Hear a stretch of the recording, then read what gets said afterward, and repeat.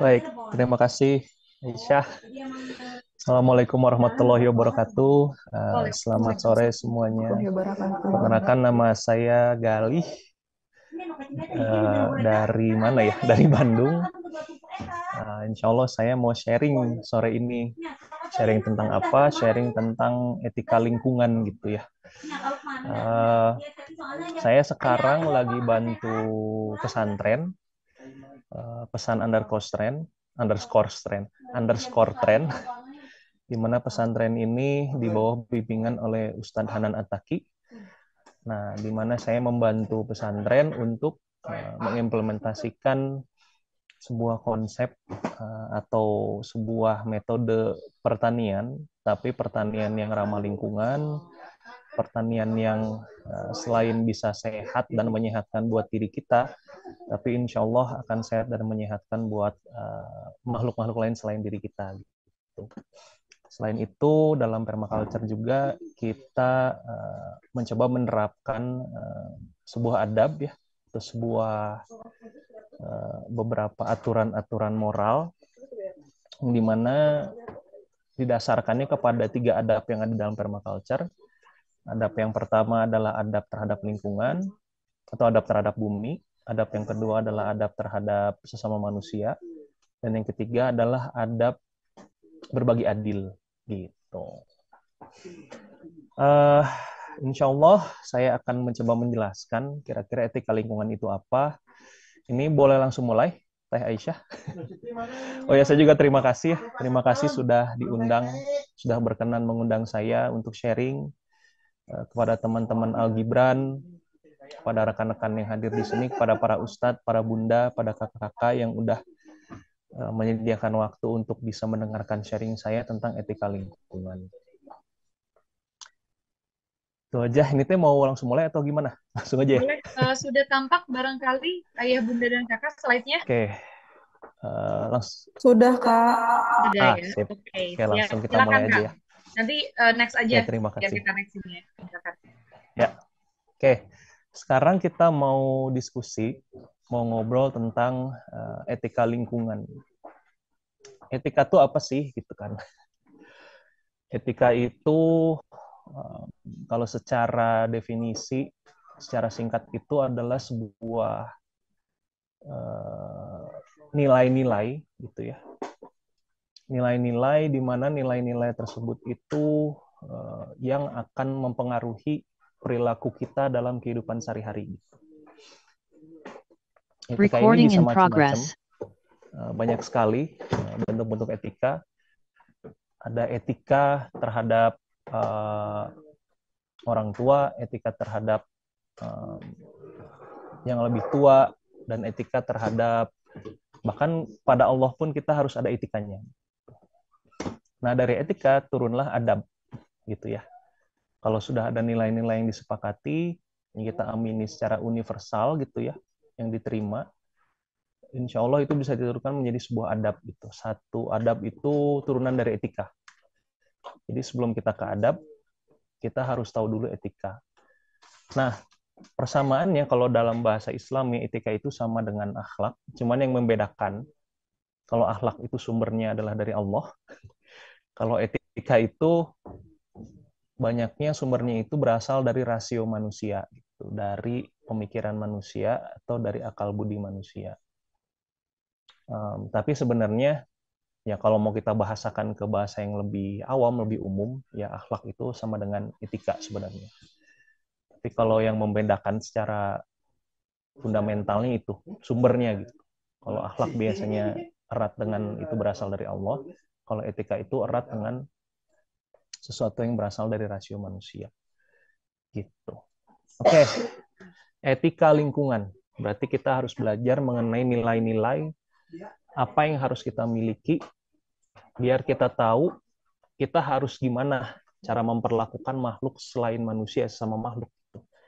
Karena kita harus sadari juga kita hidup di dunia ini tidak sendirian dan tidak bisa sendiri. Kita pasti akan hidup bersama, bukan hanya dengan sesama manusia, tapi dengan makhluk-makhluk yang lain. Baik makhluk yang hidup ataupun makhluk yang mati. Gitu. Kalau makhluk yang hidup kayak, bukan makhluk Kalau makhluk yang hidup tuh kayak hewan gitu ya, tumbuhan itu makhluk-makhluk yang hidup. Kalau makhluk yang mati itu makhluk yang tidak bernyawa, gitu, bukan tidak bernyawa ya. Makhluk yang tidak bisa tumbuh, definisinya tidak bisa berkembang, gitu-gitu aja itu disebut makhluk yang mati gitu. Itu kayak batu, sungai, dan lain-lain. Jadi kita juga harus tahu gimana posisi kita ada di mana, dan gimana cara kita eh, harus memperlakukan mereka. Oke, sebelum ke sana, aku mau jelasin dulu kenapa kita harus punya etika lingkungan gitu. Kenapa sih kita sekarang tuh harus urgent memiliki yang namanya disebut etika lingkungan? Kenapa harus kita miliki di era sekarang? Ya, next. Alasan yang pertama, kita tuh berada di sebuah era yang namanya antroposin. Antropocene. Antroposin itu berasal dari dua kata, antropo dan cene. Antropo artinya adalah manusia, cene artinya adalah baru. Jadi kalau kita terjemahkan secara harfiah gitu ya, secara kalau bahasa umumnya itu secara etimologi itu secara tata bahasa antroposin artinya adalah era manusia baru. Maksudnya apa? Maksudnya adalah sekarang itu manusia menjadi makhluk yang paling dominan, yang paling mendominasi di bumi. Jadi manusia itu sekarang jumlahnya sangat banyak, gitu ya. Itu jumlahnya bisa sampai 7,8 miliar dan bahkan akan bertambah 2 miliar di tahun 2050. Jadi 9,8 miliar, jadi akan banyak banget. Terus manusia juga sekarang memiliki kemajuan teknologi, gitu. Di mana kemajuan teknologi itu mendorong gitu ya, mendorong banyak percepatan dan bahkan mendorong peningkatan kapasitas produksi. Contohnya gitu. Karena teknologi kita sekarang bisa mengirim surat kepada kerabat kita atau teman kita tuh dalam waktu yang instan gitu. Tapi zaman dulu mungkin kalau kita mau ngirim surat harus lewat Pak Pos gitu ya. Lewat Pak Pos yang mungkin nyampainya seminggu kemudian, 2 minggu kemudian baru sampai kalau tempatnya jauh. Tapi dengan adanya teknologi yang sekarang kita tuh bisa cepat, instan gitu. Kita nge-WhatsApp, teman kita itu diterima secara instan. Dan yang kedua ada peningkatan kapasitas produksi. Dengan teknologi, contohnya sekarang kita bikin baju itu sehari bisa ratusan baju, bahkan bisa jutaan baju gitu. Dengan bantuan mesin-mesin, dengan teknologi komputer, itu bisa jadi meningkat yang mungkin dulu sebelum ada teknologi mesin, kita bikin satu baju aja perlu waktu sekitar 5 hari mungkin atau seminggu gitu, karena harus dikecos ya. Dulu sering kalau kita masih punya nenek atau ibu aku masih ngerasain, dulu tuh suka ngecos gitu. Jadi kalau menghadiahkan baju buat anak-anak itu dia jahit sendiri gitu, dikecas manual menggunakan tangan. Jadi dengan sekarang adanya kemajuan teknologi, itu dalam sehari itu bisa ratusan baju yang dihasilkan. Dan itu alasannya kenapa kita harus punya etika lingkungan, karena ya kita tuh sudah mendominasi dan perbuatan manusia itu bisa berdampak begitu luasnya kepada bumi. Gitu. Karena tadi jumlahnya banyak, secara teknologi pun tinggi gitu. Akhirnya tadi terjadi percepatan dan peningkatan kapasitas produksi. Nah, seiring dengan peningkatan kapasitas produksi, maka makin banyak sumber daya yang akan kita gunakan gitu. Kayak tadi, dulu sehari tanpa mesin kita bisa bikin itu mungkin nggak jadi satu baju gitu. Tapi karena sehari sekarang bisa menghasilkan ratusan baju, akhirnya sumber daya yang digunakan pun akan lebih banyak. Dulu pakai kain mungkin cuma 3 meter, tapi sekarang karena produksi ratusan, bisa ratusan meter gitu untuk menghasilkan baju. Dan untuk bikin kain kan butuh sumber daya yang banyak juga. Gitu ya. Kenapa kita harus punya etika lingkungan? Karena itu, sekarang tuh sumber daya kita terbatas, jadi kita harus bijak dalam menggunakan sumber daya yang ada. Terus yang kedua, etika lingkungan itu etika yang dimiliki manusia, karena itu adalah tugas atau kewajiban manusia. Nah, ini akan kita bahas selanjutnya di slide-slide selanjutnya. Oke, next, lanjut.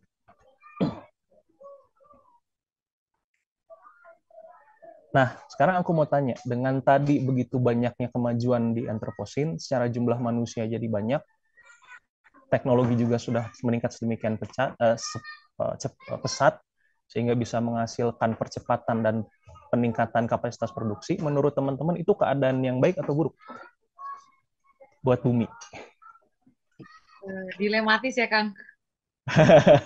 Kalau Kalau secara terusin itu ya. secara ekonomi mungkin mungkin bagus karena orang bisa banyak kerja gitu kan. Terus juga Ya, omset dan juga profit untungnya itu bisa meningkat. Cuma apakah itu diiringi dengan pertanggungjawaban kita kepada bumi ini masih pertanyaan sih Kang. ya Masih di satu sisi ya ada baiknya. Oke, Mas aman? Sinyal aku aman? aman Kang, masih terdengar. Sorry. Tes tes. Cek cek. Ya, Masuk kedengaran kan Kang. suaranya? Masih kedengaran. Kedengeran ya, aman ya? Sorry sorry. Oke. Ya. Nah, itu antroposin yang tadi aku ceritain itu keadaan yang baik atau buruk. Tadi kata Aisyah ya dilematis ya kan. Karena satu sisi kita bisa tadi peningkatan kapasitas produksi, makin banyak pabrik yang bisa kita bangun, kita bisa menciptakan lapangan pekerjaan makin banyak, positifnya banyak gitu. Tapi dari satu sisi buruknya juga banyak gitu. Semakin banyak pabrik yang dibangun, semakin banyak manusianya, akhirnya kebutuhan atau sumber daya yang dibutuhkan buat ngurus mereka tuh semakin meningkat juga. Ya itu jadi sebuah dilema. Nah, coba kita lihat itu keadaan yang baik atau buruk. Ya, lanjut. Next. Nah, sebenarnya itu tergantung dari mindset manusianya sebenarnya. Manusianya yang hidup di zaman sekarang itu seperti apa gitu. Karena yang menentukan itu bisa berdampak positif atau berdampak negatif itu bukan zamannya tapi manusia yang hidup di dalamnya gitu. Kayak kita punya teknologi, teknologinya digunakan untuk apa? Nah, yang menentukan teknologi digunakan untuk apa itu adalah manusia, bukan barangnya, bukan teknologinya. Nah, secara garis besar sebenarnya di dalam zaman sekarang itu ada dua mazhab pemikiran besar gitu. Yang dimana ini tuh selalu bertentangan sejak zaman klasik, zaman dulu, sejak dulu. Gitu. Dalam konteks ya, manusia itu sebenarnya di bumi itu posisinya ada di mana? Gitu. Secara garis besar ada dua jenis sudut pandang. Sudut pandang yang pertama namanya sudut pandang antroposentris, yang mengatakan bahwa manusia itu kedudukannya, derajatnya itu ada di atas makhluk yang lain. Gitu. Jadi pusatnya adalah manusia. Yang harus dipikirkan adalah kesejahteraan manusia. Yang kedua, sudut pandangnya adalah ekosentris, di mana manusia itu nggak ada di atas makhluk yang lain, tapi manusia itu adalah bagian dari sistem yang ada di bumi. Gitu. Manusia itu hanya salah satu bagian, salah satu elemen di dalam ekosistem, di dalam lingkungan. Jadi nggak di atas, posisinya justru seimbang dengan makhluk-makhluk yang lain. Nah, ini dua mazhab yang selalu berantem dari zaman dulu sampai sekarang, yang kayaknya nggak pernah ada ujungnya. Gitu ya. Nah, itu dua mindset. Ya, next.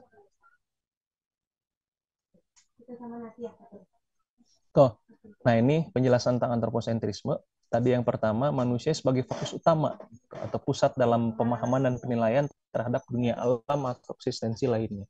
Jadi semua itu yang menentukan adalah manusia.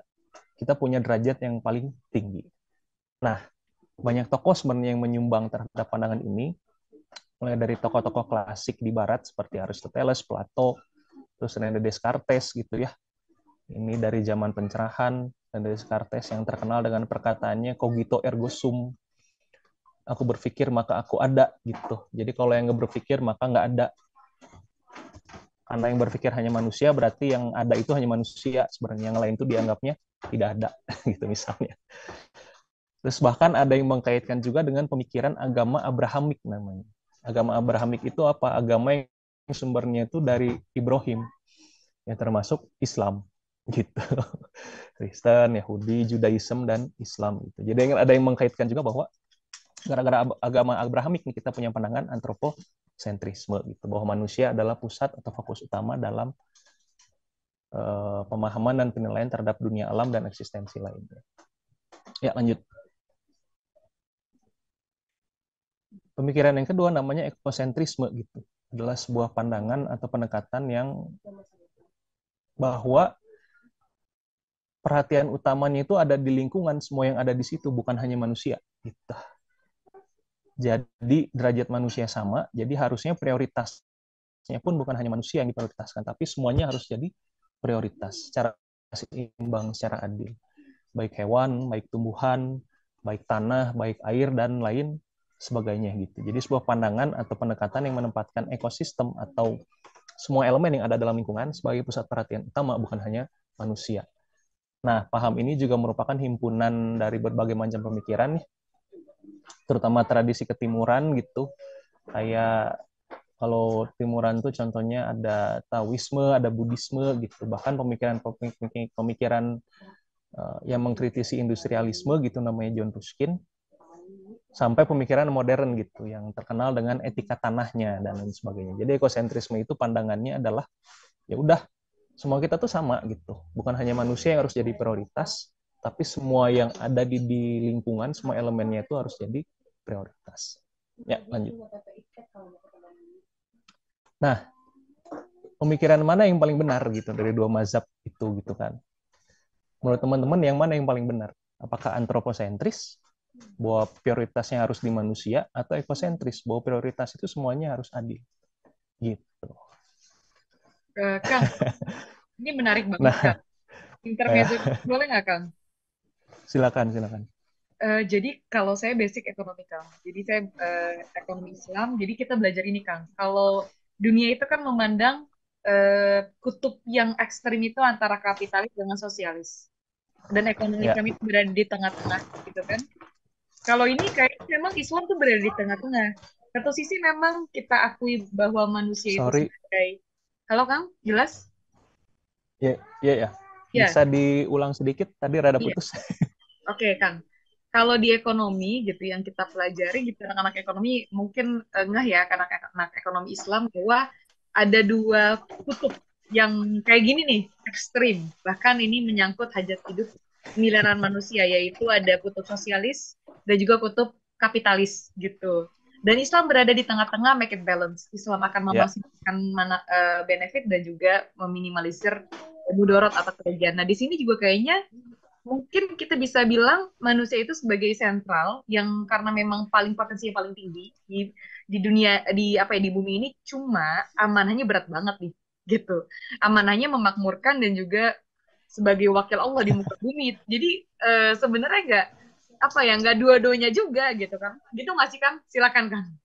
Menarik banget ini ya teman-teman gitu ya. oke. Nanti kita coba bedah itu ya. Itu Siap-siap. kita coba bedah ya. Seperti berbagai material ya, itu ada alat yang cocok untuk membedahnya gitu. Kayak kita mau motong kayu gitu ya, paling cocok tuh pakai gergaji kan. Jadi kalau kita mau motong kayu pakai sendok bisa nggak? Bisa aja. Tapi mungkin hasilnya nggak akan sebagus Lama kalau banget. motong kayu pakai gergaji dan lama banget pasti. Nah, begitupun gitu. Kalau kita mau membedah pemikiran ini benar atau salah, kita harus pakai alat yang benar. Makanya tools yang biasa dipakai itu namanya filsafat moral atau disebut juga sebagai etika. Gitu. Jadi kita mau tahu nih yang benar yang salah yang mana gitu ya. Apakah salah satu ekstrim itu yang benar atau memang ternyata ada jalan tengah nih, ada irisan gitu yang tadi diceritakan oleh Aisyah dalam konteks ekonomi. Apakah seperti itu juga? Oke, kita coba bedah. Ya. Oke, lanjut next.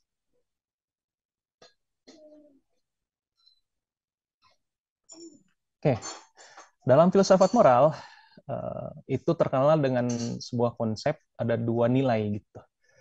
Jadi dalam filsafat moral atau pelajaran etika itu ada namanya nilai intrinsik dan instrumental. Nilai intrinsik itu apa? Adalah nilai yang dimiliki suatu objek atau entitas karena eksistensinya dia sendiri gitu.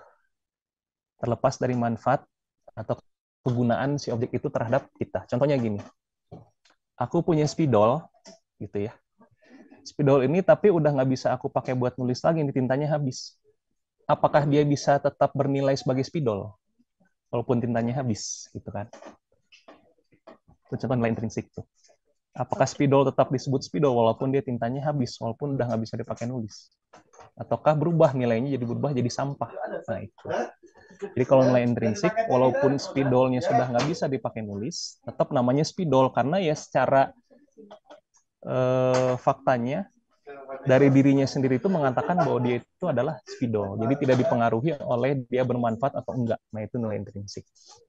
Nah, yang kedua ada namanya nilai instrumental. Jadi suatu objek atau entitas itu bernilai karena kemampuannya untuk menghasilkan manfaat gitu. Atau memenuhi tujuan tertentu bagi entitas lain. Jadi kayak misalnya ini spidol, selama dia spidolnya bisa dipakai untuk nulis, dia tetap bernilai sebagai spidol. Tapi ketika spidolnya udah nggak bisa lagi dipakai untuk menulis, karena tintanya habis, dia bukan lagi spidol, udah nggak punya nilai sebagai spidol. Jadi boleh aja dibuang atau diapain. Gitu. Jadi ya di filsafat moral atau di etika itu ada dua nilai ini yang digunakan kira-kira pemikiran A, pemikiran B itu memandang sesuatu itu seperti apa. Hanya ujung-ujungnya kalau ngomongin moral itu pasti ngomongin benar salah, ngomongin pandangan seseorang, dan pasti akan membicarakan suatu entitas objek ini tuh disebut sebagai bernilai itu karena apa. Nah, makanya di filsafat moral ada dua nilai ini, nilai intrinsik dan instrumental. Oke, lanjut. Nah, sekarang kita coba bedah ya, dua pemikiran tadi dengan menggunakan si alat ini, nilai intrinsik dan instrumental. Nah, seperti apa kedudukan nilai tadi dalam setiap isme? Kalau dalam antroposentrisme, mengatakan satu-satunya entitas yang memiliki nilai intrinsik adalah manusia. Jadi, walaupun satu-satunya makhluk atau elemen di lingkungan yang walaupun dia tidak memberikan manfaat, tapi dianggap sebagai bernilai oleh manusia adalah manusia itu sendiri. Gitu. Kalau elemen yang lain, karena dia bukan manusia, maka hanya punya nilai instrumental. Mereka hanya alat. Selama dia bermanfaat, dia bernilai. Tapi kalau sudah tidak bermanfaat, tidak bernilai. Jadi di sini di pandangan antroposentrisme, satu-satunya yang punya nilai intrinsik, sebuah nilai yang tidak dipengaruhi oleh manfaat adalah manusia. Kalau makhluk yang lain, itu harus ada manfaat baru dia bisa bernilai. Nah, itu kata antroposentrisme. Nah, kalau kata ekosentrisme, itu semua makhluk yang ada di dalam sebuah sistem lingkungan itu semuanya bernilai intrinsik. Jadi walaupun mereka tidak memberikan manfaat buat kita atau mencapai tujuan kita, tetap mereka bernilai dan harus dihargai. Karena masing-masing itu punya nilai bawaan. Yang nilai bawaan ini itu tidak tergantung dari manfaat yang mereka berikan. Contohnya gitu ya. Ini ada manusia, di situ ada burung. Burung itu nggak ngasih manfaat apa-apa ke kita misalnya. Tetap dia bernilai gitu. Tetap dia harus dihargai karena dia punya nilai bawaan yang sama seperti manusia. Yang harus dihargai, punya peran dan fungsi masing-masing. Gitu. Jadi sejajar kalau di ekosentrisme. Kalau di antroposentrisme, manusia paling atas, makhluk yang lain di bawah. Kalau di ekosentrisme, semuanya sejajar, punya nilai intrinsik yang sama. Nah, itu bedanya. Kedudukan nilai dalam teisme. Ya, lanjut. Nah, setelah teman-teman tadi tahu informasi itu, menurut teman-teman yang mana yang benar? Gitu.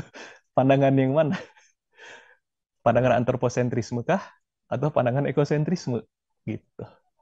Udah tahu kan ya, di mana menilai sesuatu caranya gimana gitu. Kalau antroposentrisme menilai sesuatu caranya dilihat dari cuman manusia yang bernilai gitu. Yang lainnya gimana mereka, manfaat atau enggak. Kalau nggak manfaat, nggak bernilai. Tapi ekosentrisme mengatakan semuanya harus sejajar, semuanya harus bernilai. Yang mana yang benar? Gitu kan. Nah, untuk cari tahu yang mana yang benar, kita harus merujuk pada hukum moral yang kita yakini, yaitu ajaran Islam. Karena kalau kita hanya menggunakan pandangan yang tidak kita yakini, dan kita meyakini gitu bahwa hukum Islam itu asalnya bukan dari manusia, benar nggak? Asalnya ada dari Allah. Nah, kenapa itu sebagai acuan? Karena satu-satunya yang nilai benar salahnya itu absolut dan universal hanyalah nilai benar salah dari Tuhan, dari Allah. Karena kalau misalnya benar salahnya berasal dari manusia, itu tidak universal. Itu hanya benar berdasarkan pendapatnya aja, bisa jadi. Gitu. Ya, karena manusia punya batasan. Jadi tetap kita harus merujuknya ke ajaran Islam. Kenapa? Karena itu adalah sebuah hukum moral yang berasal dari Allah. yang namanya sudah pasti itu absolut dan universal. Jadi layak untuk dijadikan sumber acuan untuk menilai sesuatu. Ya, oke. Sekarang kita coba kupas, kita coba lihat menurut pandangan Islam itu seperti apa sih tentang lingkungan. Ya, lanjut. Oke. Sebelum ke sana, kita kan mau cari tahu ya posisi manusia ada di mana gitu di dalam bumi ini gitu. Karena itu akan menentukan sebenarnya manusia itu actionnya harus apa.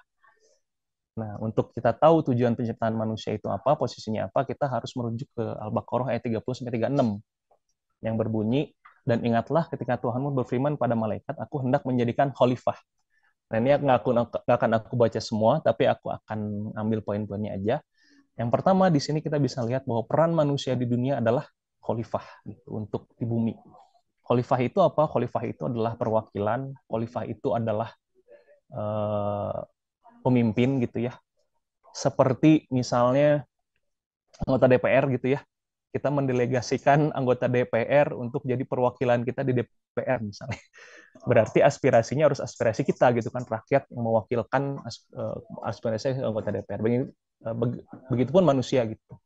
Allah menjadikan manusia sebagai khalifah, sebagai perwakilan Allah untuk ada di bumi. Terus dan dia ajarkan pada Adam nama-nama benda semuanya. Kemudian dia perlihatkan pada malaikat seraya berfirman, sebutkan padaku nama benda ini jika kalian benar. Nah, di sini selain Allah memberikan peran manusia apa sebagai khalifah, Allah juga memberitahukan bahwa ini manusia itu punya potensi besar yang nggak kalian miliki gitu. Manusia itu punya potensi intelektual yang sebenarnya itu nggak bisa kalian miliki gitu. Yaitu apa? Akal gitu. Karena di sini Allah memberikan pengetahuan kepada manusia gitu ya. Setelah diberikan pengetahuan itu, Adam bisa menyebut gitu nama-namanya.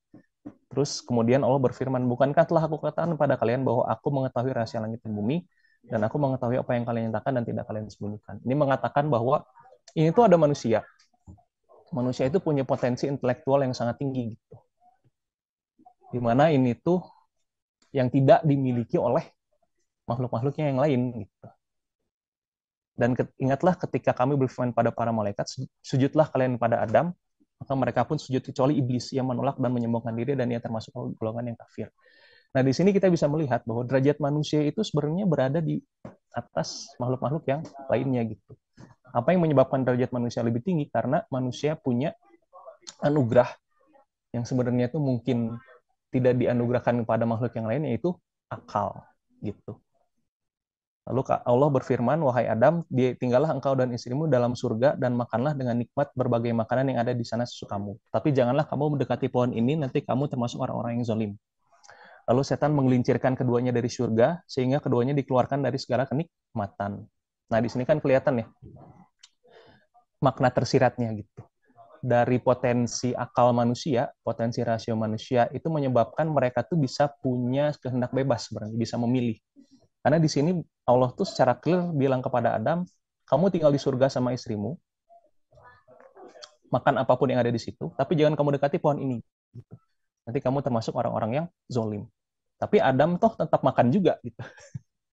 Karena ditipu sama setan gitu ya, digelincirkan oleh setan. Ini menandakan bahwa Adam itu makhluk istimewa. Selain karena dia punya akal, tapi dengan akalnya itu akhirnya dia bisa memilih berdasarkan informasi yang dia terima gitu. Dia juga makhluk moral, makhluk yang selalu memilih gitu. Beda dengan malaikat. Malaikat kalau udah diperintahkan A, ya udah A. Dia nggak akan bisa membuat pilihan sendiri. Gitu. Tapi kalau manusia, karena dia punya potensi akal yang luar biasa, akhirnya dia menjadi makhluk yang makhluk moral, makhluk yang selalu memilih. Yang bisa menentukan kira-kira saya mau milih yang mana berdasarkan informasi yang masuk ke dalam dirinya gitu.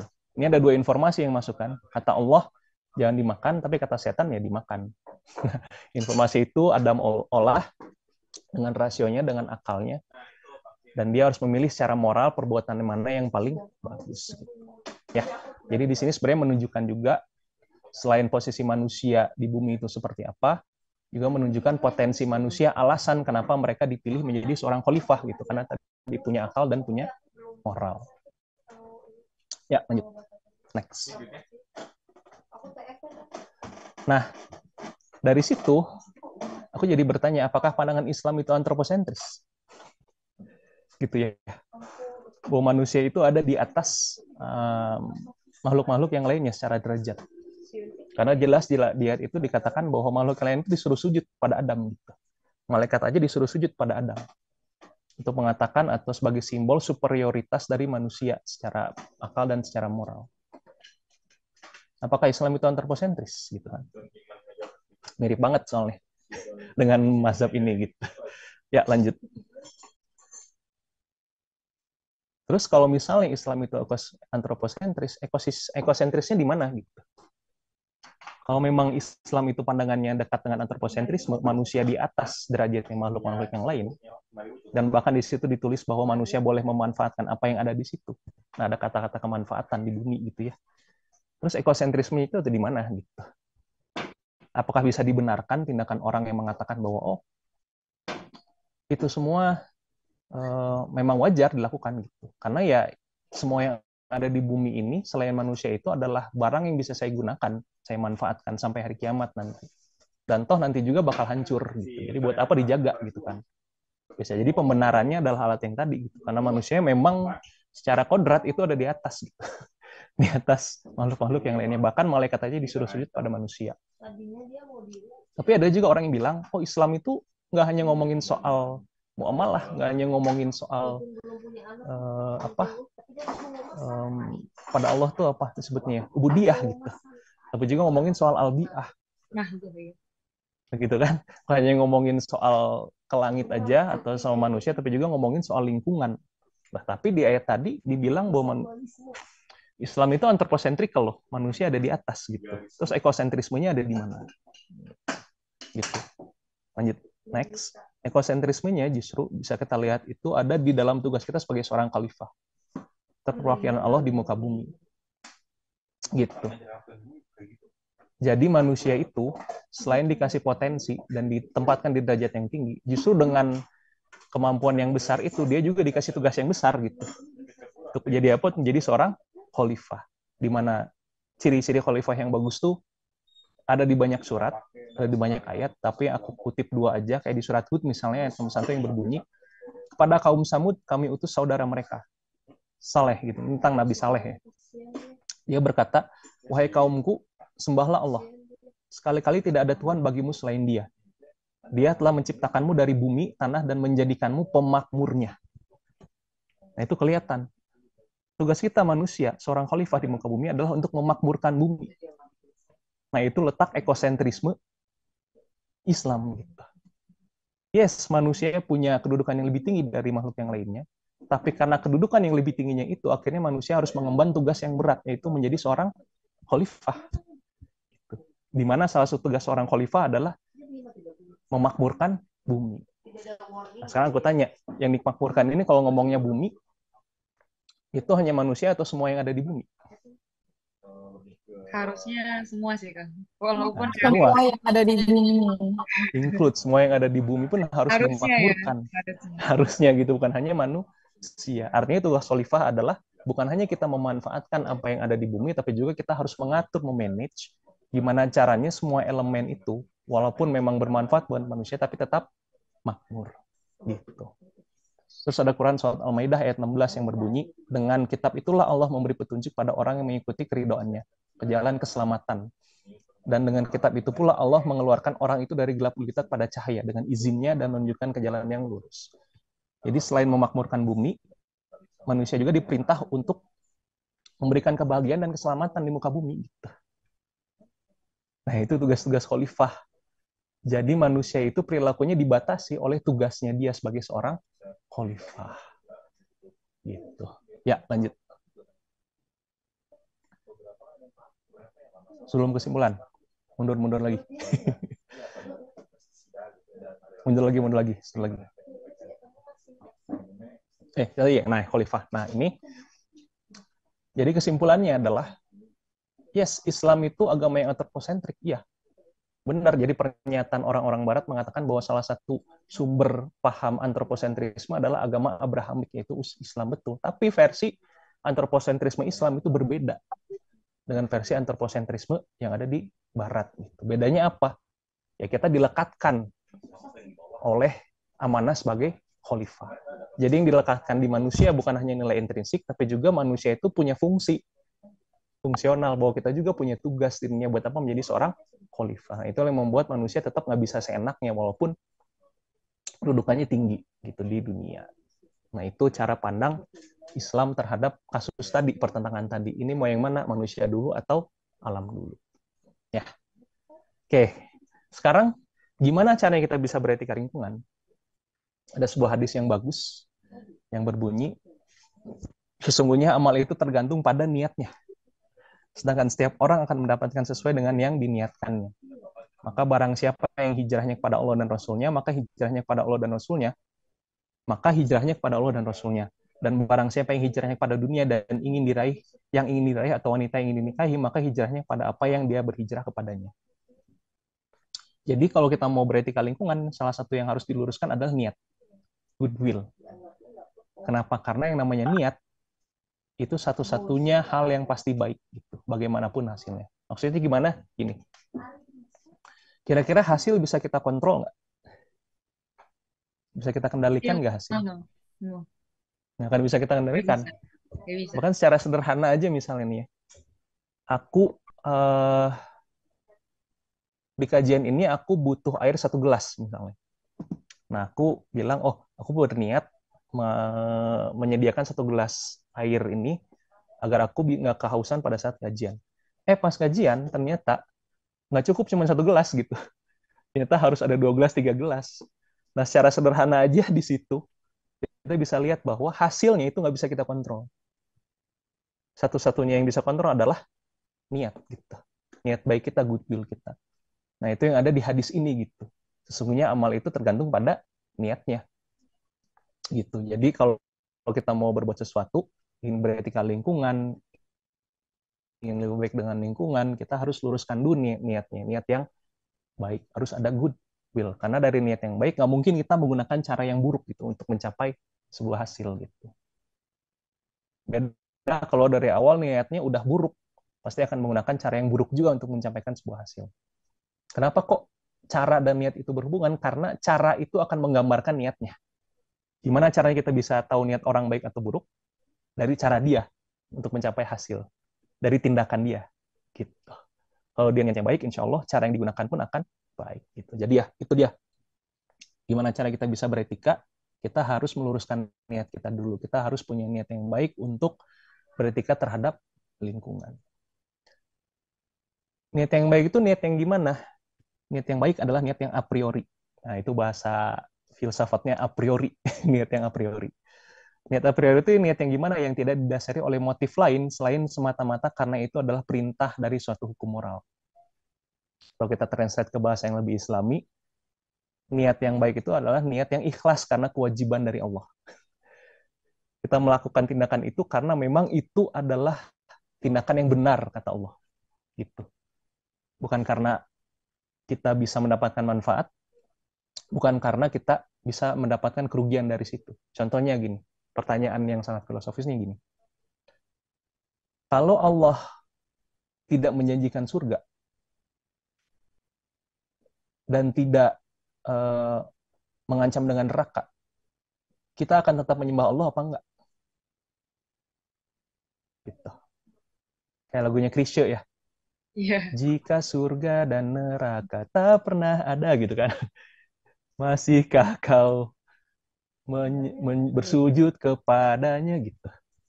Kalau misalkan Allah tidak menjanjikan surga, tidak mengancam dengan neraka, masih mau nyembah Allah nggak? Gitu. Ya. Nah, itu pertanyaannya itu. Niat yang baik itu harus a priori. Kita menyembah Allah itu semata-mata karena itu perbuatan yang benar, bukan sebab akibat. Gitu.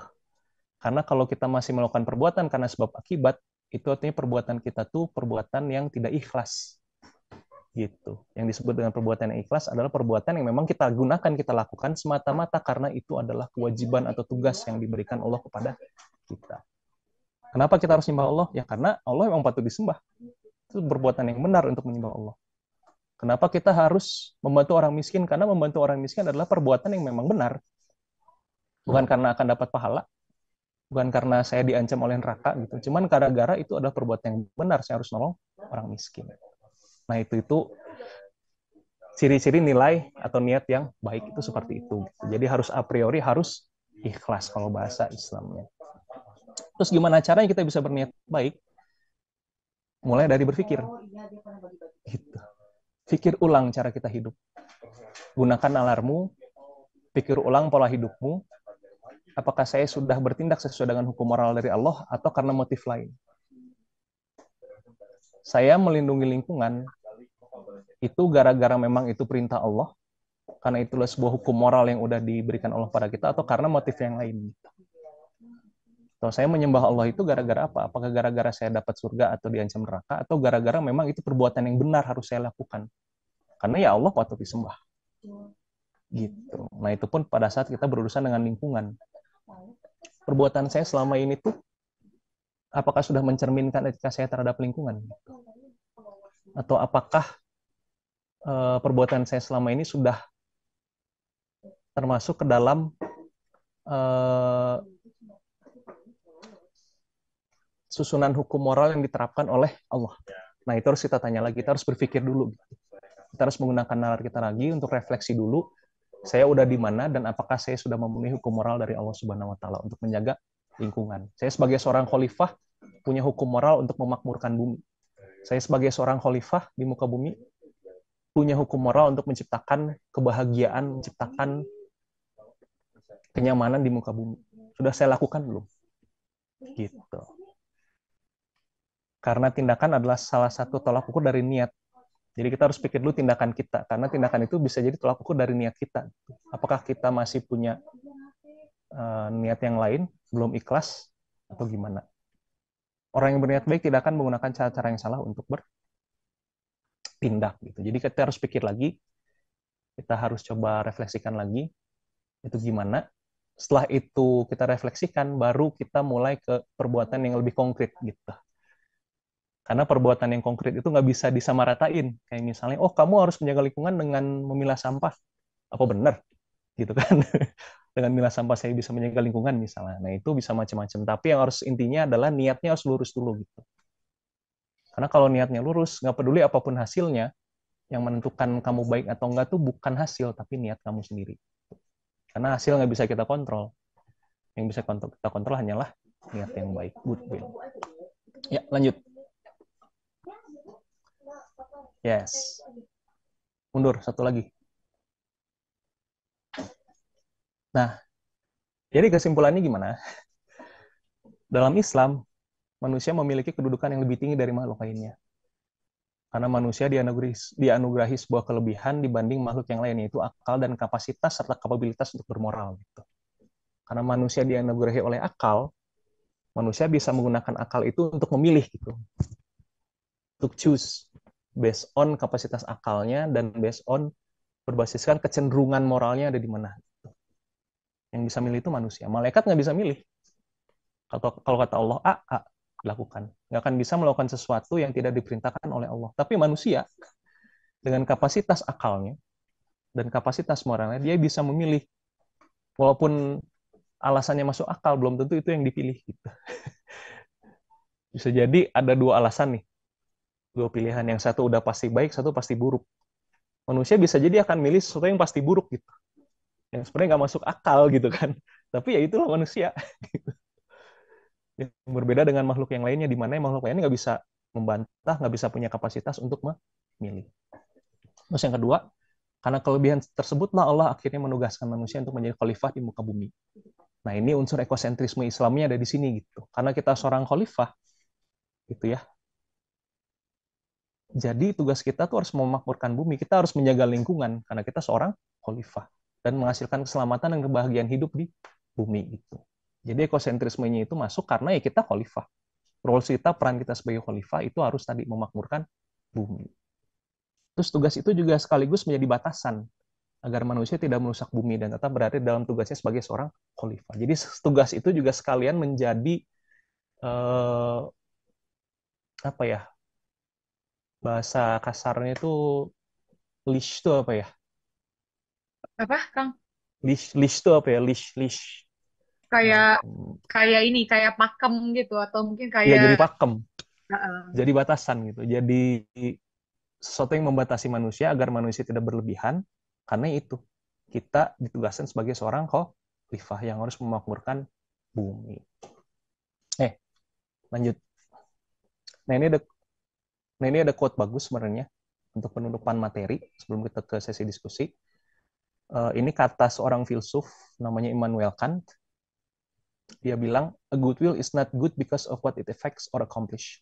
It is good on itself, even if by utmost effort the good will accomplishes nothing, it would still shine like a jewel for its own sake as something which has full value in itself. Nah, ini kalau kita translate kepada bahasa Indonesia artinya gini. Keikhlasan tidak baik karena dampak atau pencapaiannya. Gitu. Jadi keikhlasan kita tidak akan terganggu dari hasil, tidak akan terganggu dari niat kita. Niat kita nggak akan terganggu, atau moral kita tidak akan terganggu dari hasil yang dicapai. Karena keikhlasan itu baik pada dirinya sendiri. Meskipun dengan upaya maksimal, keikhlasan tidak mencapai apapun, itu masih akan bersinar seperti permata untuk dirinya sendiri.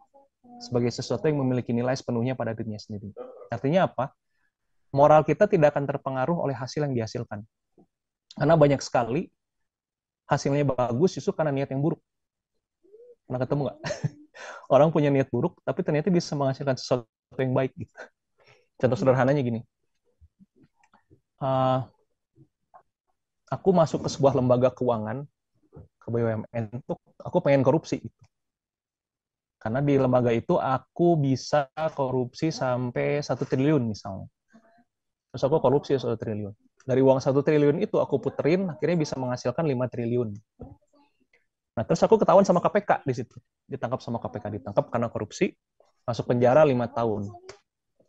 Nah, begitu aku keluar penjara, aku tetap kaya nggak? Tetap sih. Kan udah Tetap kaya. Udah diamanin. Iya. Sogok Ya, artinya pikir berapa sogok gitu. sogok sana, sogok sini gitu kan. Akhirnya tetap aman. Walaupun aku balikin 1 triliun, aku punya aset 4 triliun. Gitu. Artinya apa? Itu keberhasilan yang aku dapat gara-gara niatnya buruk di awal. Walaupun niatnya buruk, tapi hasilnya bisa berhasil. Tapi ada juga kejadian, niatnya baik di awal, tapi gagal. Ada nggak? Sempat nggak ngalamin kejadian seperti itu? Gitu? Ya, kadang-kadang ya. Udah niatnya Kadang baik. nggak, terbalik gitu. Contohnya gitu ya. Contohnya gini, kita mau membantu sebuah komunitas masyarakat yang tadinya di situ komunitas itu miskin gitu ya. Misalnya tidak sejahtera dan lain sebagainya. Kita bikin program tuh. Bikin program untuk mensejahterakan masyarakat yang ada di situ. Kita ajarin, kita apain. Tapi program kita tuh ternyata nggak ada dampaknya. Masyarakat situ tuh ya udah angin lalu aja, gagal program. Itu niatnya baik kan, tapi hasilnya bisa buruk gitu. Jadi ini maksudnya gimana? Maksudnya effort kita gitu ya, niat baik kita itu jangan dinilai dari hasil. Gitu. Karena hasil itu nggak bisa kita kontrol dan hasil itu tidak menjustifikasi cara. Maksudnya tadi kita korupsi berhasil ngasilin uang 4 triliun gitu ya. Apakah artinya kita harus menjustifikasi bahwa korupsi itu baik? Karena hasilnya baik? Tidak kan? Begitupun sebaliknya. Apakah gara-gara kita gagal dengan niat baik, jadi kita harus mengatakan bahwa ya kalau niat baik pasti gagal? Enggak. Karena Gitu. kita Jadi, bukan cuma soal materialis atau yang terlihat ya, Kang ya.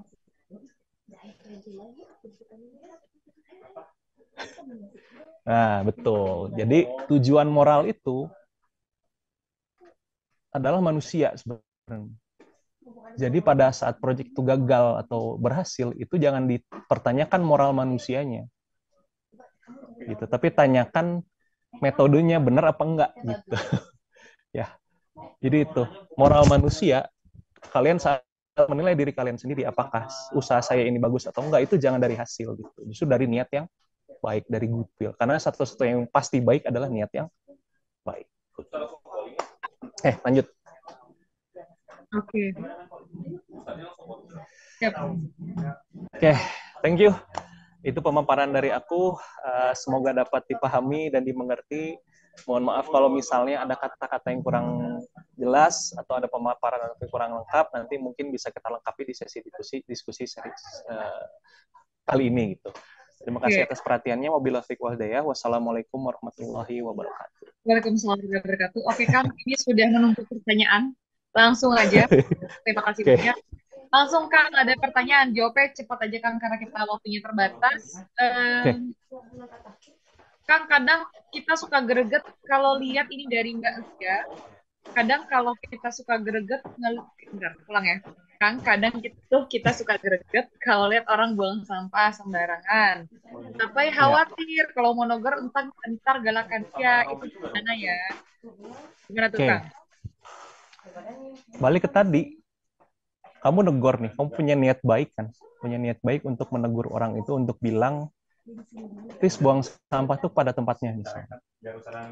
Nah, reaksi orang itu di luar kontrol kita. Jadi terserah reaksinya mau dia lebih galak atau menerima, yang penting niat baik kita sudah terlaksana, sudah kita lakukan. Siap-siap. Jadi Ini juga indikatornya ya, di situ gitu.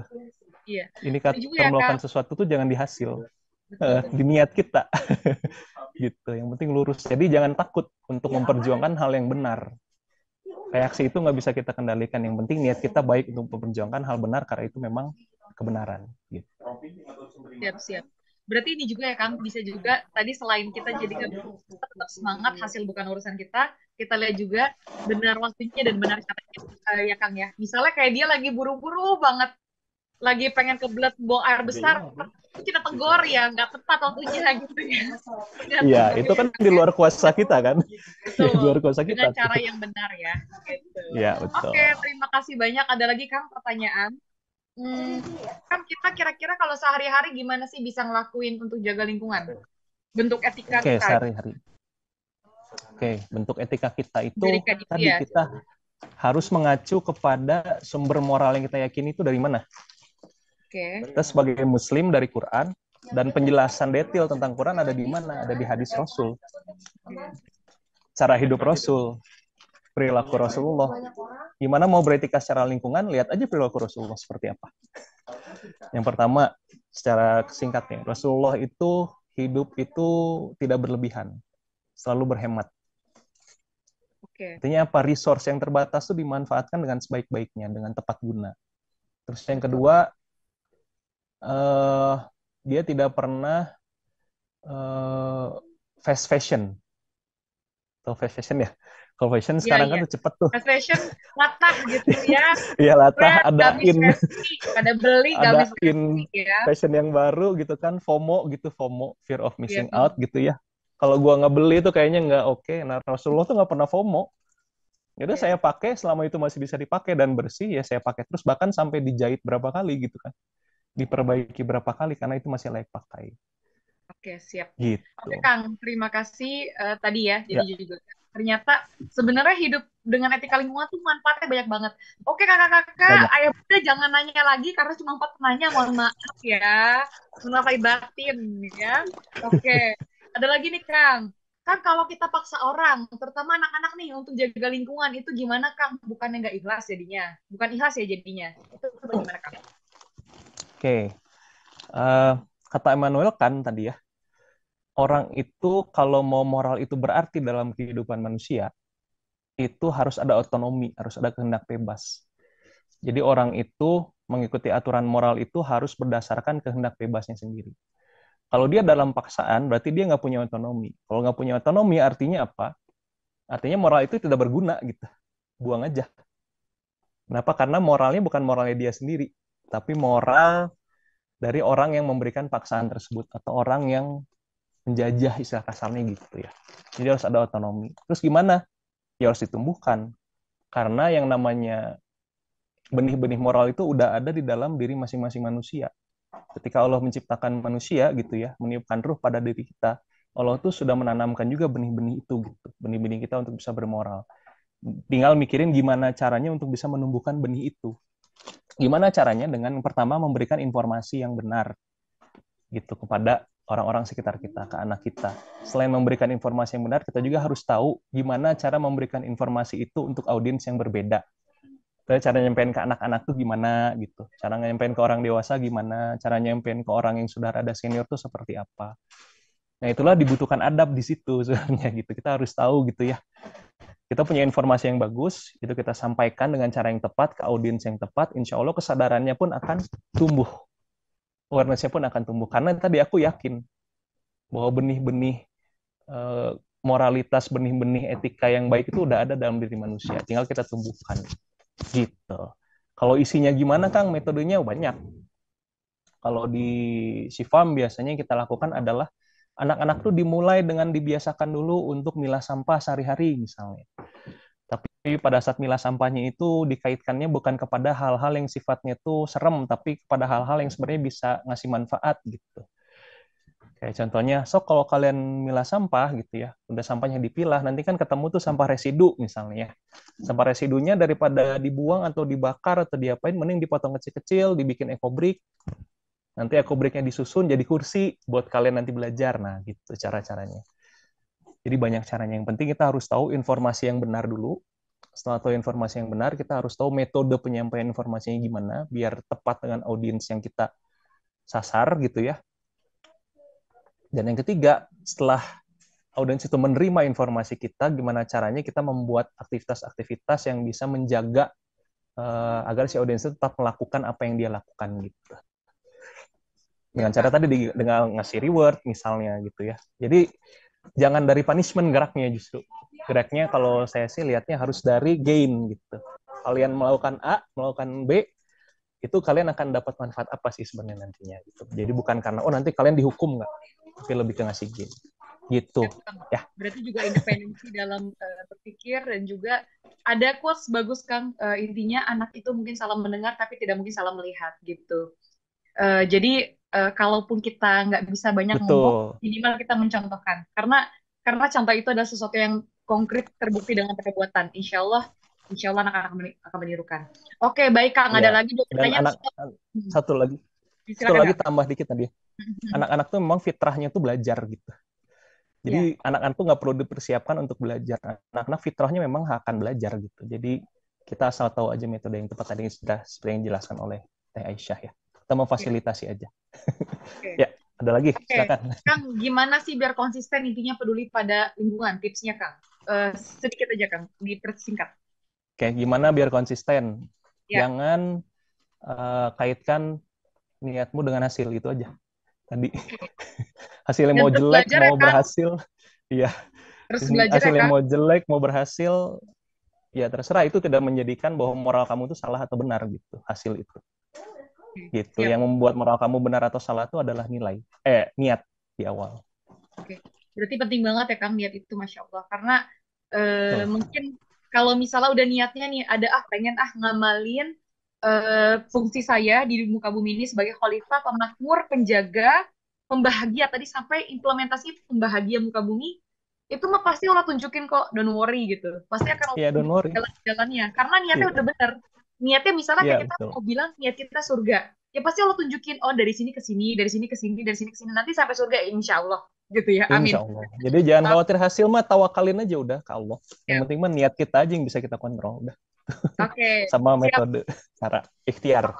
Oke, ini pertanyaan terakhir kan, kita tidak menerima pertanyaan lagi setelah ini, mohon maaf, ayah bunda kakak semua. Jadi kalau mau tanya lebih lanjut, nanti boleh titip ke Kak Divya ya. Kak Divya silakan mungkin dari rekan-rekan, ayah bunda dari Yayasan Al Gibran mungkin mau bertanya boleh. Nanti insya Allah akan diteruskan ke Kang Gali gitu, boleh ya Kang ya, di WhatsApp. Ya, insya Allah. Ini pertanyaan terakhir, Kang. Kalau sampah yang terlihat masih bisa diantisipasi secara 3R, yaitu reduce, reuse, dan recycle. Nah, kalau tak kasat mata nih, Kang, misalnya bahan kimia, limbah perusahaan, limbah sabun sehari-hari, itu gimana antisipasinya, Kang? Sedangkan bahan-bahan yang biodegradable itu minim banget, belum marak di pasaran. Dan produk-produk sabun yang kita pakai itu masih berbahan kimia, yang mana itu tentu menimbulkan dampak yang negatif ke lingkungan. Itu gimana ya, Kang? Menuliskannya. Oke. Karena kalau sesuatu dilakukan karena terpaksa, no choice, nggak ada pilihan, ya sudah, kamu tidak terikat sama hukum moral sebenarnya. Artinya, Anda itu, moral Anda itu tidak bisa dihakimi dari perbuatan itu. Kenapa? Karena ya itu terpaksa Anda lakukan. Karena kalau nggak Anda lakukan, ya gimana gitu saya bisa hidup misalnya. Tapi pada saat alternatifnya sudah ada dan Anda nggak pakai, itu baru dipertanyain. Gitu. Keseriusan Anda dalam beretika terhadap lingkungan, kepatuhan Anda terhadap hukum moral yang udah dikasih oleh Allah Subhanahu wa taala gitu sebagai khalifah. Nah, baru harus dipertanyakan. Jadi kalau itu masih terpaksa karena susah aksesnya, harganya masih mahal, secara ekonomi saya tidak bisa menjangkau itu gitu ya. Ya udah itu terpaksa Anda tetap gunakan yang ada sekarang nggak masalah secara moral gitu. Tapi Oke. ada lagi kalau soal sebenarnya bukan hanya 3R, bukan ada reduce, reuse, recycle, yang paling penting adalah tadi rethink, mikir dulu gitu ya. R yang di awal tuh harus di rethink dulu, dipikirkan lagi. Gunakan lagi nalarmu untuk berpikir, kira-kira sebelum saya melakukan sebuah tindakan A, tindakan B, itu ada nggak sih alternatif yang lebih bagus gitu. Gunakan dulu, pikirin dulu gitu, rethink. Kalau saya misalnya mau makan di luar gitu ya, daripada saya bungkus ke rumah, mending saya makan di luar aja deh gitu ya. Makan di luar aja gitu. Kenapa? Karena kalau dengan saya makan di tempat, di restorannya langsung, saya nggak harus ngasilin bungkus dan lain-lain gitu. Nah, itu rethink kan. Gimana Iya. cara kita berpikir ulang gitu. Harus ada yang diubah di dalam kerangka berpikir kita, karena kerangka berpikir itu yang nanti akan mempengaruhi perilaku kita sehari-hari gitu. Karena kalau kerangka berpikirnya belum diubah, sudut pandangnya belum diubah gitu, mindsetnya belum berubah, nanti susah untuk kita bisa merubah perilaku kita sendiri gitu. Jadi mulai dari rethink dulu, pikirin dulu sebelum ketiga R yang tadi. Belum reduce, reuse, recycle, pikirin lagi decision-decision yang kita buat, apakah decision kita bisa membahayakan terhadap lingkungan atau tidak gitu. Itu paling ya Siap, tambahannya. Kang. Masya Allah, semoga terjawab ya, ayah, bunda, dan kakak semua. Bagus sekali, ini sudah ada semangat, aktif, dan pertanyaan-pertanyaan. Tentu saja proses belajar kita tidak berhenti dari sini. Tadi saya izin menambahkan sedikit, Kang. Tadi kan bagus banget Ya, ya. Teman-teman, rekan-rekan semua, kenapa sih ini salah satu yang saya pahami gitu ya, Kang? Ya? Kenapa kita harus mulai dari filsafat? Karena kita itu berpikir dulu baru kita bertindak. Misal, kenapa saya bekerja? Karena saya butuh uang, maka saya bekerja. Misalnya gitu. Jadi, dasar pemikiran itu sangat penting ya, ayah, bunda, dan kakak semua. Makanya tadi Kang Gali jelaskan, sebenarnya pola pandang itu rata-rata memang anak lingkungan mandangnya seperti itu, Bunda. Kakak, ayah, bunda semua. Ada yang kapitalis banget, itu mikirnya, ya kita manusia bebas. Tapi yang menanggung, contohnya kita kena banjir, karena misalnya di suatu daerah, itu dia babat abis pohonnya. Jadi lahan kurang resapan, tanah kita kurang resapan, jadi banjir. Kita yang kena, ibaratnya gitu. Itu dia berpikir sangat antroposentris gitu. Manusia itu segalanya bebas. Sedangkan ekosentris bisa jadi dia berpikir sangat alam, tapi bagaimana keuntungannya? Maka Islam selalu menjadi solusi. Karena Islam, tadi seperti yang Kang Gali sampaikan, adalah mutlak universal dari Tuhan. Nggak berdasarkan saya, nggak berdasarkan kamu, nggak berdasarkan kita, tapi dari Allah Subhanahu Wa Taala. Dan tentu saja seluruh nabi dan rasul itu semuanya muslim dan juga membawa din Islam, sehingga sejatinya din Islam ini haruslah di apa ya, menjadi solusi gitu ya Kang ya, dan rekan dan bunda semua. Sebenarnya kalau betul. ekspor banyak sekali, saya sampai terkagum-kagum Kang kalau misalnya ekspor hadis sama sirah tuh betapa sustainable banget. Dan apa ya, saya pernah ketemu ahli gitu ya, baru beberapa hari yang lalu. Beliau ahli sustainability dan beliau ngobrol gitu. Jadi kalau misalnya para profesor, para ahli itu mengetahui nilai-nilai menerapkan lingkungan gitu ya, itu dari sekolah tinggi, sebetulnya kita tuh sudah ada, ayah bunda kakak semua. Kalau kita eksplor Quran, eksplor sunnah, itu banyak bertebaran contoh. Rasul itu melarang boros air walau di sungai. Itu adalah pola pikir yang betul-betul efisien kan? Kita tidak boleh zolim gitu. Atau misalnya Rasul itu punya sahabat bahkan pohon gitu. Dan ada hadis di mana kita tetap tanam walaupun besok kiamat. Berarti itu adalah menandakan mau apapun yang terjadi, jaga alam ini gitu. Jadi luar biasa, tidak ada pertentangan dalam Islam gitu. Yang disebut Islam rahmatan lil alamin bukan hanya untuk agama lain, tapi sampai ke makhluk mikroorganisme kecil, sampai ke seluruh semesta alam ini, yang memang seluruhnya itu ya memang benar, asal kita kembali sungguh-sungguh mengkaji, belajar, menerapkan Islam bagaimana. Dan ada kutipan ayat terakhir kan, ini di surat Al-A'raf ayat 179, saya bacakan artinya. Auzubillahiminasyaitonirrajim. Dan sesungguhnya kami jadikan untuk isi neraka jahanam kebanyakan dari jin dan manusia. Mereka mempunyai hati tetapi tidak dipergunakannya untuk memahami ayat-ayat Allah, dan mereka mempunyai mata tetapi tidak dipergunakannya untuk melihat tanda-tanda kekuasaan Allah. Dan mereka mempunyai telinga tetapi tidak digunakannya untuk mendengar ayat Allah.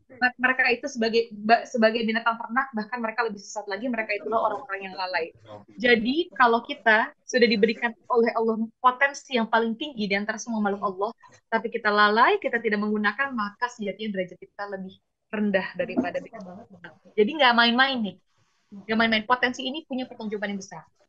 Pertanggungjawaban besar ini adalah Ya, betul. semoga ayah bunda dan kakak semua tidak berhenti belajar dari sini, tidak puas rasa penasaran di sini, teruskan belajarnya karena kita insya Allah sangat butuh sama-sama untuk membenahi kerusakan lingkungan ini yang juga kita mungkin udah banyak dosa nih ya, sampah kita ini adalah dosa yang terlupakan.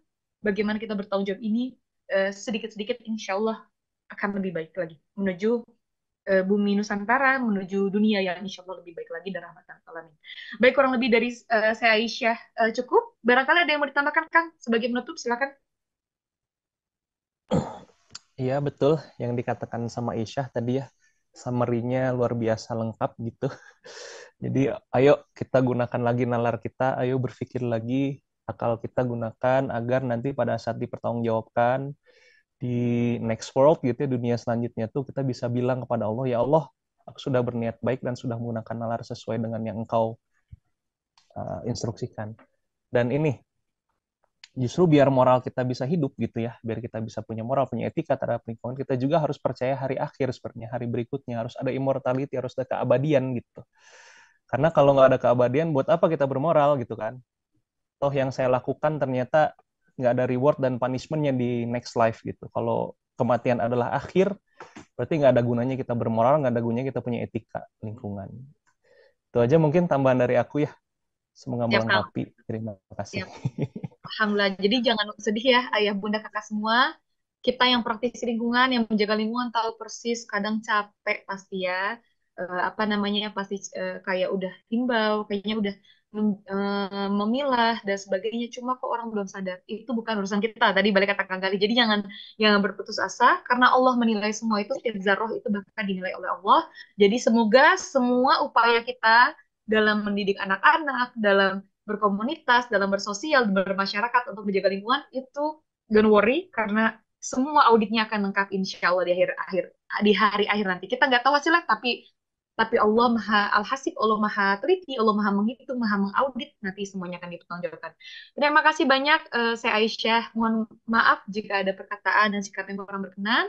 Kita tutup dengan istighfar 3 kali dan doa kafaratul majelis. Astagfirullahaladzim, astagfirullahaladzim, astagfirullahaladzim. Subhanakallahumma bihamdika asyhadu an la ilaha illa anta astaghfiruka wa atubu ilaik. Oke, ayah bunda dan kakak semua, jika ingin tahu lebih lanjut, boleh tanya-tanya atau mungkin update boleh ke sosial media Al Gibran atau juga boleh ke sosial media Sifam atau juga boleh ke sosial media Ayoles Ways gitu ya. Sebelumnya kita mau foto bareng, kenang-kenang silakan boleh diaktifkan kameranya. Kami tunggu 5 detik. Oke, 1, 2, 3, 4, 5. Baik yang bisa on cam, kita foto bareng-bareng. Insya Allah semoga ini menjadi saksi kita bahwa kita sama-sama ingin menjalani peran kita di muka bumi ini sebagai khalifah. Wakil Allah di muka bumi, pemakmur, pembahagia. Ngeri banget tuh pembahagia coba. Jadi semoga makhluk-makhluk lain Allah itu senang dengan adanya kita gitu ya. Insya Allah. Oke baik, izin foto semua. Cheese kacang buncis 1, 2, 3, cheese. Oke, sekali lagi 1, 2, 3, cheese kacang buncis senyum semuanya. Oke, baik. Terima kasih banyak ayah bunda dan kakak semua. Sehat selalu. Insya Allah bertemu di lain waktu. Senang sekali bisa membersamai hari ini. Dan juga mari kita jalankan dan amalkan. Dan jangan berhenti belajar karena banyak sekali contoh dari Rasulullah Muhammad SAW bagaimana kita menjaga dan mencintai alam ini. Terima kasih. Saya Aisyah mohon undur diri. Terima kasih. Assalamualaikum warahmatullahi wabarakatuh. Sehat-sehat. Waalaikumsalam warahmatullahi Assalamualaikum wabarakatuh. warahmatullahi wabarakatuh.